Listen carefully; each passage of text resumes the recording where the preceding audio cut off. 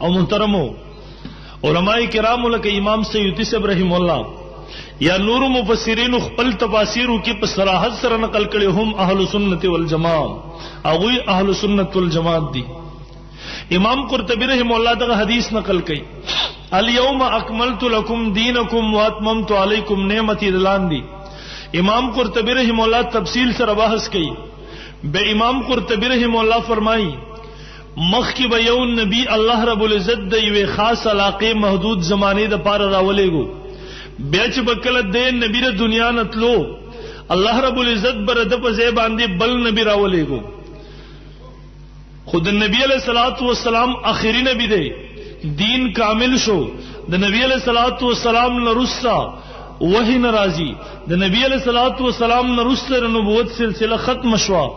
امام قرطبی رحم الله فرمای مخ کی چې یو نبی لاړو الله ببل نبی را لېګو نبی علیہ الصلوۃ والسلام د ختم نبوت په صدقه کې الله رب العزت دی امت له اجتهاد نعمت ورکو. امام قرطبی رحم الله فرمای دی باندې تفصیلا بحث کړي ان هذا صراطي مستقيما فاتبعوه ولا تتبعوا السبل فتفرق بكم عن سبيلي. امام قرطبی رحم الله حدیث نقل کوي بیا دا غی لاندې فرمایي دی امت کی دریو یا مډل ولی زیات شوا مخ کی امتونو کی 72 ډلې وی دعا ویاوي دی امت کی دریو یا مډل ولی رااله د کم طرف رااله. امام قرطبی رحم الله د ارشاد مطلب او خلاصه داله. امام قرطبی رحم الله فرمایي مخ کی د خلقو واسطه برای راست د نبی سره وا یو انسان ته مسله پیښ شو دیو د خپل علاقې نبی لاغه دغه مسلې معلومات به وکړه د وحی په ذریعہ سره وا اگر نبی ته مسله حل شو دلته جواب ورکو.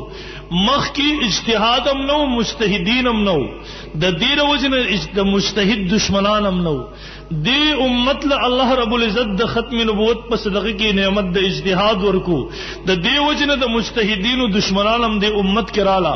امام قرطبی رحم الله بیا فرمای قال بعض العلماء العارفین عارفین علماء چې رزلسترګي کلاو دی هغه فرمایلی دي هم قوم يعادون العلماء دا هغه قوم دی چې علماء سره دشمنی کوي او د فقهاو سره بغض ساتي درې او یایم جهنمی ډله دی امت کې د غزیات شوی دا. او نن محترمو دی باندې که انسان سوچ وکي فقهای کرام دا د دین اسلام محافظ ډله ده. فقهای کرام دیو د دین اسلام لاج ساتل دي دیو دین اسلام محترمو د شیطان لپاره هغه ټول لارې بندي کړې دي. نن خو محترمو دوړلې لګیا دي چې په فقهای کرامو باندې امت بدزنه کی د فقهاو په نظر کې د فقهاو والا دغه کړی د فقهاو والا دغه ډله محترمو دا مشکوک وګرځي د امت تعلق ختم شره دینا. خو ها محترمو کله بنیاد لاړ شي کله بنیاد لاړ شي چې دا بنیاد د کم زینه شروع شوه دی دا په کم بنیاد باندې شروع شوه دی محترمو ډیر عجیب پس منظر لري. او خبرم تفصیلی د زاغی ته نظم ها د تمهید او ذهن سازی په تور باندې دوه درې خبرې کوم جی. تاسو وګورئ جی د مسلمان او د اسلام او د عیسایت یو جنگ شروع خپل کی د اسلام د نور باطل دینونو سره یو جنگ را روانو. زمون مسلمانانو چې بکله مناظره رااله د اهل باطل سره دا غوی سره به یو خبره زمون د مسلمانانو داوا ولستاسو دین ناقص دی او ناقص دین والا لا د دنیا هیڅ یو قانون د دې خبرې اجازت نه ورکوي چې غوی د خپل دین تبلیغ وکړي.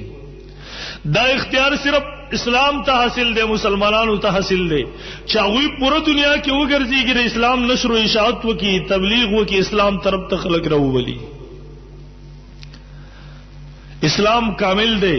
مونږ د عیسایانو له مطالبه وکړه چې تاسو وایي چې زمونږ دین کامل دی راشي وخایي کہ عیسی علیہ الصلوۃ والسلام پر رکوع کی کم تسبیحات ویلا موسی علیہ الصلوۃ والسلام پر سجدے کی کم تسبیحات ویلا تاسو ته ردی علم نشتی.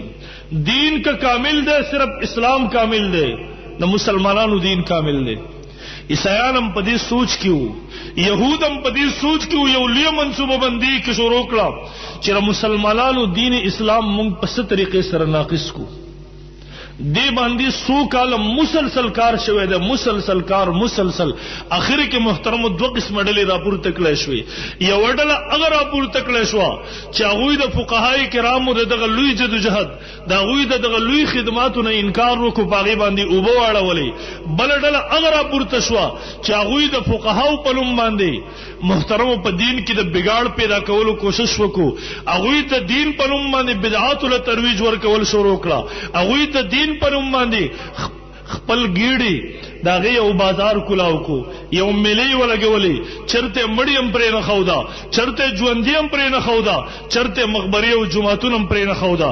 د دواړو طرف نه محترمو د نبي علیه صلات وسلام د دین او د نبي علیه صلات وسلام د سنت د خاتمې هغه عظیم تحریک روانو. محترم یو طرف نه وابیان راپورته شو، وابیانو چغه ولګول، ویل دین صرف قرآن او حدیث دے، بس دین صرف قرآن او حدیث دے، بس اجماع قیاس نه انکار، د فقهاو د فقه نه انکار. د یو طرف نه هغه ډله را پاسې را عیسایان په دې سوچ کې او بېدینه په دې سوچ کې او خلک چېرې اسلام مونږ په څه طریقې سره ناقص کو. تاسو وګورئ مثال واخلئ جی، تاسو مثال واخلئ جی.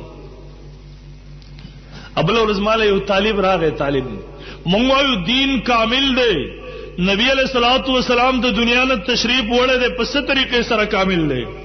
نن د ژوند په هر میدان کې روزمره زندګۍ کې مسائل راځي. زمرګرو ته ویم یو انسان بیمار دی، د هغې ګردو کار پرېښی دی، بل انسان ګرده ورکوي. یو انسان مریض دی، هغې ته د ینې ضرورت دی، بل انسان ینه ورکوي. ټلیفون باندې د طلاق مسله راله، جاس کې د منځ مسله راله، سرنج او ستن په دې سره روژه ماتېږي که نه ماتېږي، په زرګونو مسایل راله. بله ورځ یو